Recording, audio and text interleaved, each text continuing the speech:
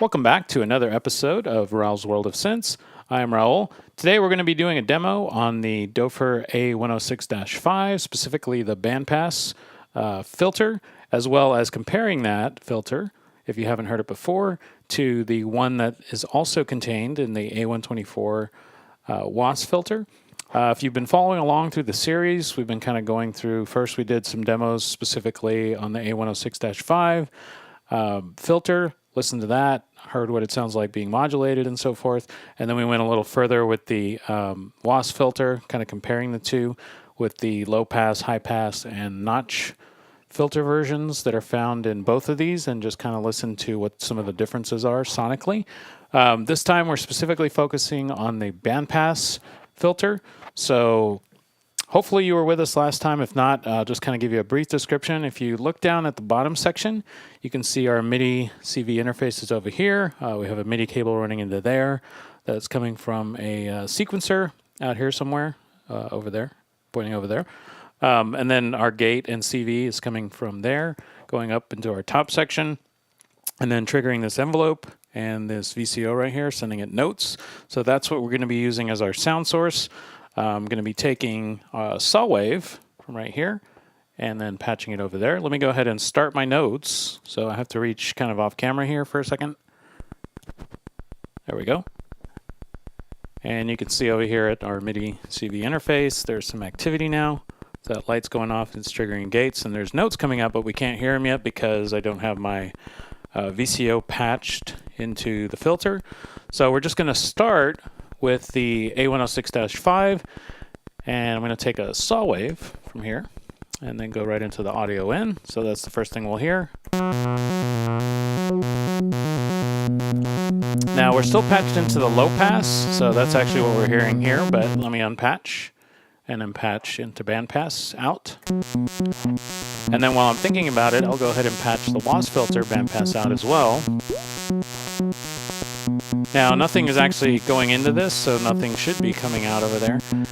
So right now, all we're listening to is the bandpass out of the A106-5. So I'll just move through that for a moment.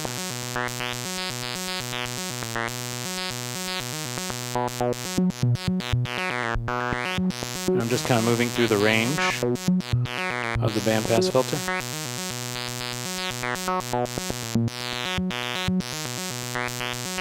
Now, if you take specific note of the resonance setting, if this setting is similar to what it says the resonance setting does on the Wasp filter, then this is going to be adjusting the narrowness or the width of the band in the bandpass filter. So let me bring it all the way to the bottom, and now I'll adjust the frequency as well again.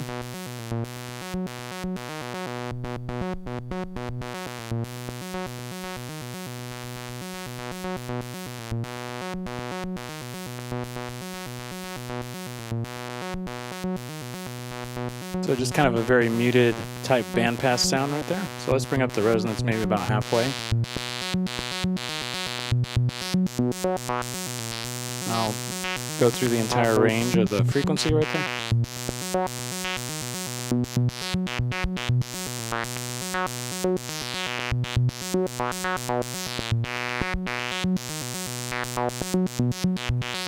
Okay, now before we jump into the A124, let's go ahead and see if we can set up something similar to that. So input level, maybe about 3 o'clock, so we'll set that up, about 3 o'clock. And then resonance setting, we'll set it to about, right there, 1 o'clock or so. Okay, so now I'm going to take the audio out from here, or audio in, should say. Audio out from the oscillator. Going into audio in over here. Let's see if this reaches. It does not, so let me get a different cable. So saw wave into audio in of Wasp filter, and we should hear it over there.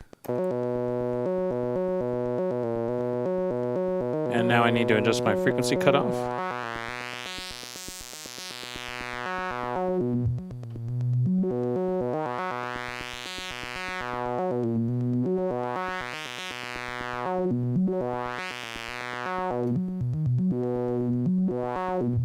So you can hear kind of that low-end growl that we heard when we were comparing the low-pass, high-pass, and notch filters in the two previous video segments. Is still kind of there, so we get a little bit more of a boominess in the lower frequencies on this filter. A little more of a growl, a little dirtier or grittier, however you want to describe it.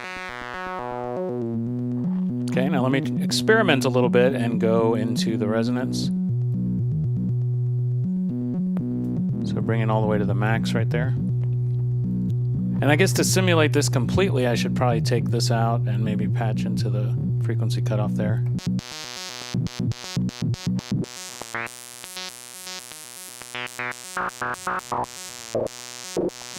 We still get quite a bit of that nice crunchy distortion happening at the Wasp filter.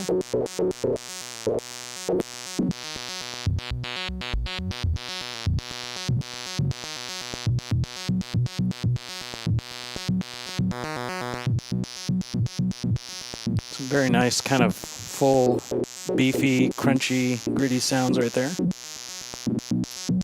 Let me try it with the resonance all the way at the max.